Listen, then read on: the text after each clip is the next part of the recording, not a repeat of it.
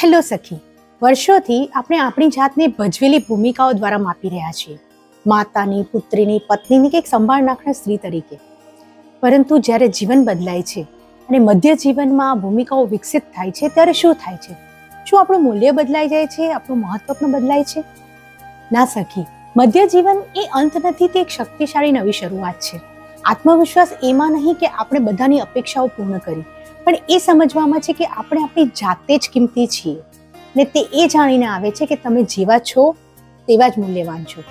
તમે તમારી ભજવેલી ભૂમિકાઓ કરતાં વધુ છો. તમે સપના, અનુભવો અને શાણપણ ધરાવતી એ સ્ત્રી છો જેનું સન્માન થવું જોઈએ. તો આ અઠવાડિયે ચાલો આપણે ખરેખર કોણ છીએ તેની ઉજવણી કરીએ, ભૂમિકાઓથી આગળ, અપેક્ષાઓથી આગળ, અને આપણે એક સમયે આપણી જાત પર મૂકેલી મર્યાદાઓથી પણ આગળ. તો મને કહો સખી, એવી કઈ એક વસ્તુ છે કે જે તમને ફરીથી તમારા જેવું અનુભવ આવે છે? કમેન્ટમાં જરૂરથી શેર કરો.